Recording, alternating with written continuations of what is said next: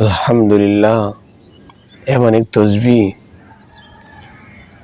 যেই তসবিহের সওয়াব আল্লাহ তাআলা এত বেশি রেখেছেন যে পরকালে আপনার আমল নামা যদি নেকির পরিমাণ কম হয়ে যায়, বেশি বেশি আলহামদুলিল্লাহ পড়ার কারণে আপনার আমল নামায় আল্লাহ তাআলা নেকি দ্বারা পরিপূর্ণতা দান করে দিবেন। সুবহানাল্লাহ।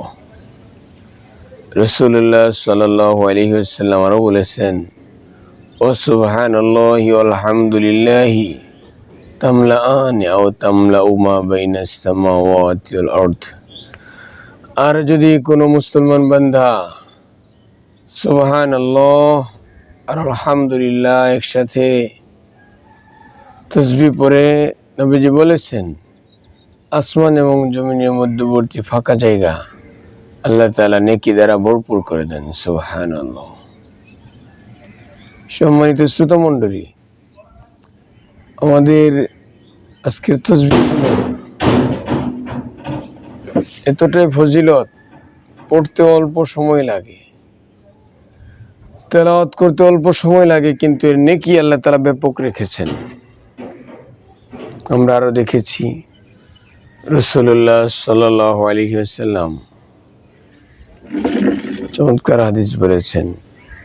ইমাম বুখারী রাহিমাহুল্লাহ তার বুখারী শরীফের সর্বশেষ হাদিস নিয়ে এসেছেন, কালিমাতানি হাবিবাতানি ইলার রহমান খফিফাতানি আলাল লিসান সাকিলাতানি ফিল মিজান সুবহানাল্লাহি ওয়া বিহামদিহি সুবহানাল্লাহিল আযীম।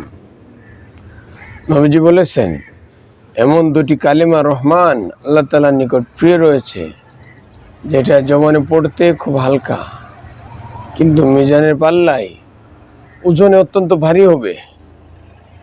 কালিমা দুটি হলো, রাসূলুল্লাহ সাল্লাল্লাহু আলাইহি ওয়াসাল্লাম বলেছেন, সুবহানাল্লাহি ওয়া বিহামদিহি সুবহানাল্লাহিল আযীম।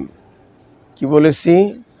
সুবহানাল্লাহি ওয়া বিহামদিহি সুবহানাল্লাহিল আযীম। এজন্য সম্মানিত শ্রোতা মণ্ডলী, আমাদেরকে ছোট ছোট দোয়া, ছোট ছোট তাসবিহ রাসূলুল্লাহ সাল্লাল্লাহু আলাইহি ওয়াসাল্লাম যা শিক্ষা দিয়েছেন, এগুলো শিখে আমাদেরকে আমল করতে হবে। তাহলে অল্প পরিশ্রমে আমরা অনেক নেকির ভাগীদার, অংশীদার আমরা হয়ে যাব। এজন্য যত বেশি পারা যায়, আপনি হাঁটতেছেন সুবহানাল্লাহ বলতেছেন, আপনি কোনো কিছু খাবার শেষ হয়েছে, কোনো কাজ কমপ্লিট হয়েছে, আপনি আল্লাহ তাআলার শুকরিয়া আদায় করেন, আপনি বলেন আলহামদুলিল্লাহ। আল্লাহ তাআলা এতটাই খুশি হন। রাসূলুল্লাহ সাল্লাল্লাহু আলাইহি ওয়াসাল্লাম বলেছেন, সুবহানাল্লাহি ওয়া বিহামদিহি সুবহানাল্লাহিল আযীম।